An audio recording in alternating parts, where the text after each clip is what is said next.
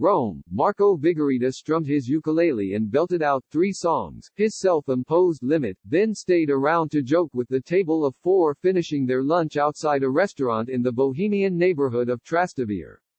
The 4 women at the table were there to celebrate one of them earning her law degree, and Vigorita, a common sight on the usually thriving restaurant and bar scene in Trastevere, had no place to go.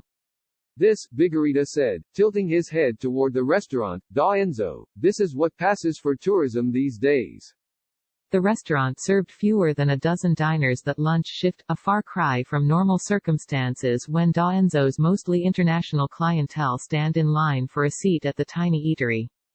In March, in Italy, my quarantine, a worried wait for a test result, and relief.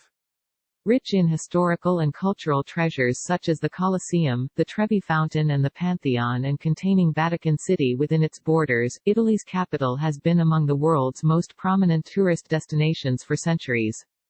But the city's sprawling tourism industry was shuttered in early March when Italy announced Europe's first modern peacetime lockdown in an attempt to halt the spread of the coronavirus. By mid-April, the measures, most residents had to stay at home except for medical appointments or food shopping, and police patrolled the streets in search of rule breakers, had largely contained the spread of the virus. Weeks later, the tourist industry remains a casualty of the lockdown.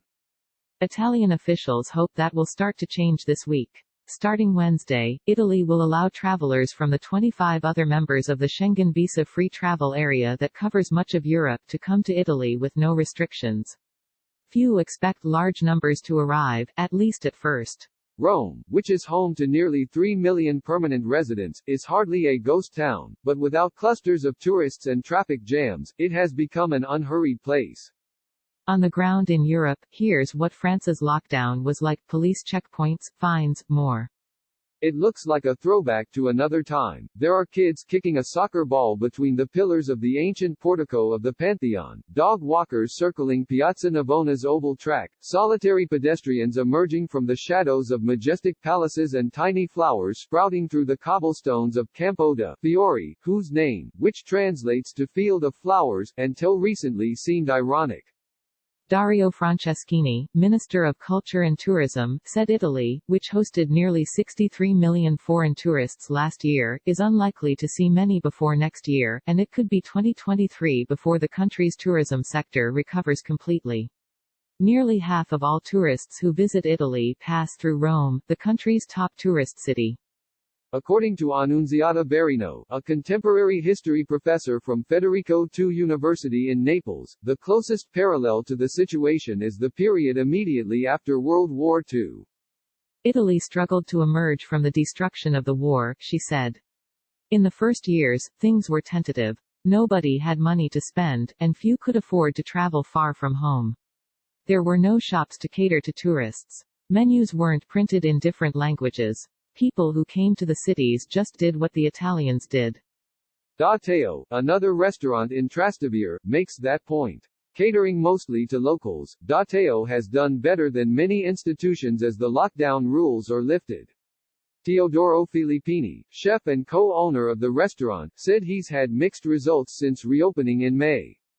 It's wonderful to see old friends, and I'm happy to get back to work, he said.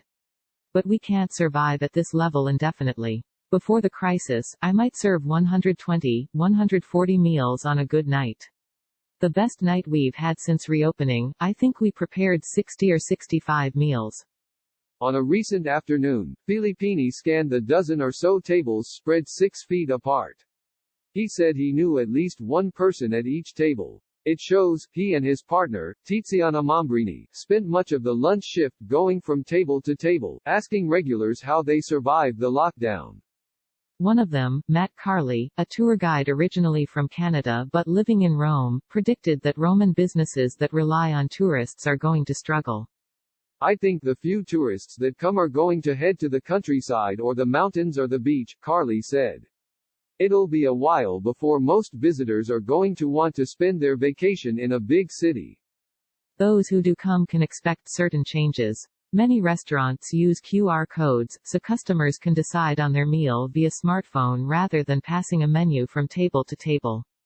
A much-heralded Rome exhibit marking the 500th anniversary of the death of Renaissance maestro Raphael closed during the lockdown but will reopen Tuesday, allowing only 6 visitors to enter every 5 minutes. Rome's Museum on Futurism is so small that it can host only 1 visitor at a time. Up the road in Florence, visitors to the Duomo will be required to wear a necklace that will beep when people are too close to each other. Many expect the first visitors will see the best of Italians. People here have gone through a lot, but I think that has brought out a kind of exaggerated kindness, said Amy Koth, a native of New York married to an Italian and teaching English at a Roman high school. Shopkeepers are genuinely glad to see you, even if you don't buy anything. People waiting in line at the grocery store are willing to chat.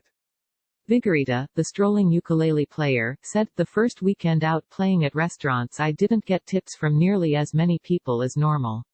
Restaurants were mostly empty, but I earned more money than I ever did because people were so generous. They were just so thankful to be back to something that felt like normal."